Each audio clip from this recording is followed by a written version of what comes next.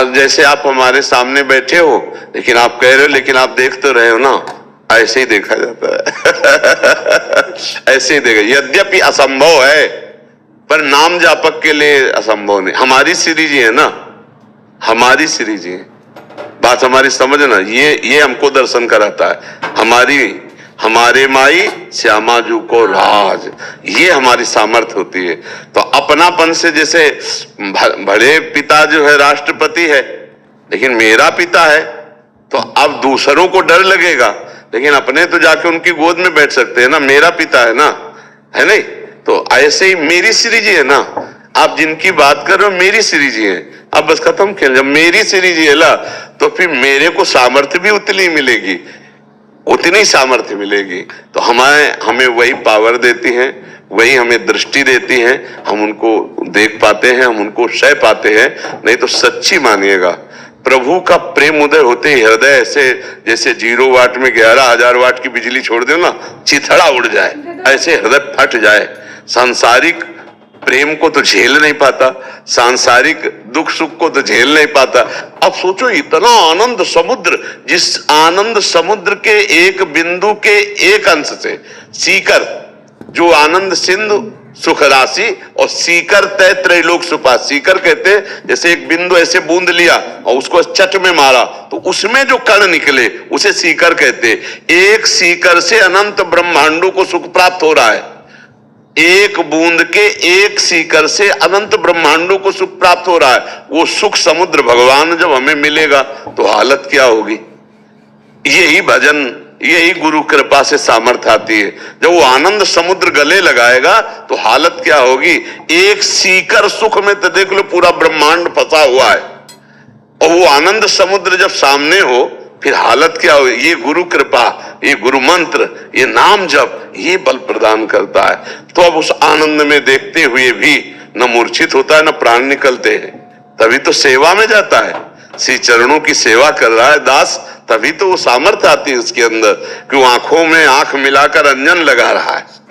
नहीं, जब श्रृंगार करते हैं अपने इष्ट का तो सब श्रृंगार करने का सौभाग्य मिलता है। दर्शन की तो बात जाने दो, सब सेवा का सौभाग्य प्राप्त होता है रसिकों को। ये नाम मंत्र में बहुत दम है, बहुत सामर्थ्य है। नाम मंत्र कभी निष्फल नहीं होता, अपार सामर्थ्य। और देखो, हम कहीं ना कहीं भूले हैं, जब हम देह भाव में हैं तो हम मनुष्य हैं, लेकिन स्वरूप भाव में देखो तो हम परमात्मा के अंश हैं। नहीं, फिर मानते नहीं हम। हाँ, इसीलिए भ्रमित हो चुके हैं। और अब अध्यात्म सुन सुन करके तो पता चल ही जाएगा, फिर धीरे धीरे मानने लगेंगे। देखो, सुना जाता है, सुनते सुनते जब बहुत बार सुना जाता है तब मन में आ जाता है। नहीं, बहुत मान रहे हैं, हजारों लोग गलत आचरण छोड़ रहे हैं, गलत नशा छोड़ रहे हैं, तो धीरे धीरे उनको समझ तो आ ही रही है कि यार ये गलत है, ये सही है। तो धीरे धीरे ये भी समझ जाएंगे कि शरीर छूटेगा यार, शरीर तो मैं नहीं हूं, मैं तो अविनाशी हूं। जो मैं जागृत में वही मैं स्वप्न में, वही मैं सुषुप्त में। तो ये अवस्थाएं तो शरीर के, लेकिन मैं दृष्टा हूं।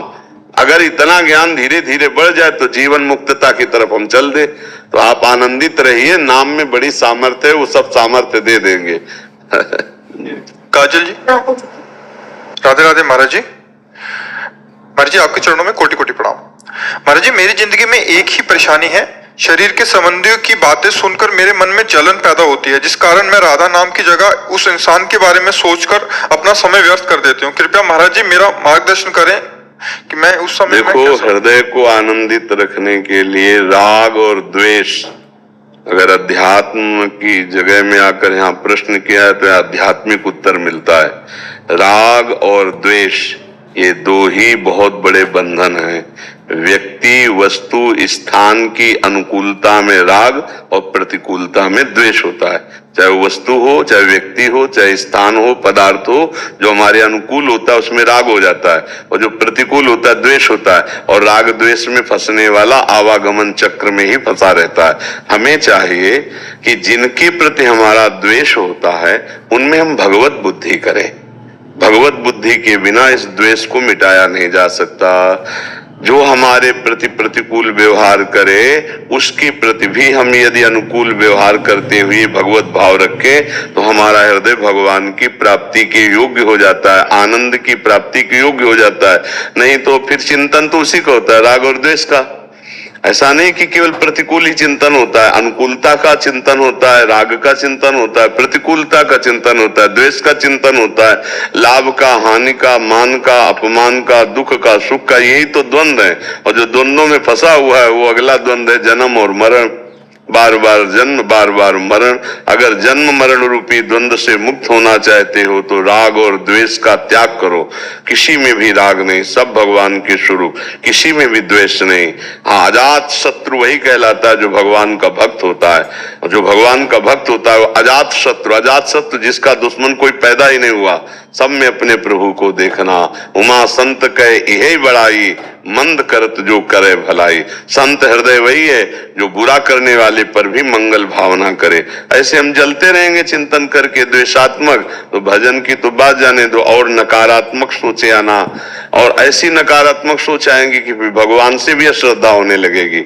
इसलिए सावधान हो जाए, जो हमारा बुरा सोचता है तो हो उसका बुरा अपने आप हो जाता है। उमा क्षमा श्रापोते भारी, अपने कर्म जाय अपकारी। हमको उसका मंगल मनाना है जिससे हमारा मंगल हो जाएगा। हमको उसमें भगवत भाव करना है जिससे हमारा हृदय शीतल हो जाएगा, प्रसन्न हो जाएगा।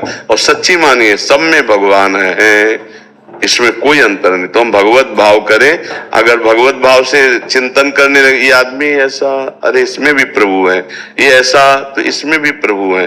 क्योंकि ज्यादातर संबंधी ही होते हैं आसपास और उन्हीं के प्रतिकूल आचरण होते हैं।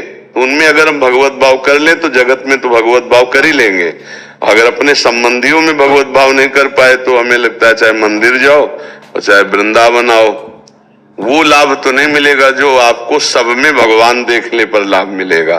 क्योंकि राग द्वेष बना रहा तो यहाँ भी आपको दोष दर्शन होगा, वृंदावन में भी सब जगह निर्दोष स्थिति थोड़ी तुम देख पाओगे, कहीं ना कहीं दोष दर्शन करोगे, फिर और अपराध बन जाएगा और शांत हो जाओगे। तो नाम जप करो, सब में भगवत भावना करो। जब चिंतन हमारा द्वेषात्मक होने लगे तो सोचो हे भगवान करुणा करो, मुझे सामर्थ्य दो, आप इस शरीरधारी के अंदर हो, बस मुझे यही दिखा दो, यही भावना पुष्ट कर दो। ये बाहरी क्रियाएं देखना अज्ञान है, कारण तत्व को देखना है ज्ञान। कारण सबके श्री प्रभु है, श्री गोविंद है, श्री हरि है। उसी हरि को देखो तो ये गलत चिंतन जो होकर के द्वेष भाव बनता है इसका नाश हो जाएगा। अन्यथा ये हमें परेशान कर देगा, पूरा जीवन अशांत हो गए। पक्का समझिए, जो दूसरों की गलतियों को ध्यान में ला करके जलता रहता है तो पूरा संसार ऐसा है कि हमें प्रतिकूलता ही मिलती चली जाएगी। हम कब तक जलेंगे? थोड़ा हमें विवेक धारण करना है, अपने को जलन से बचाना है, क्योंकि हमारा जीवन आनंद के लिए मिला है।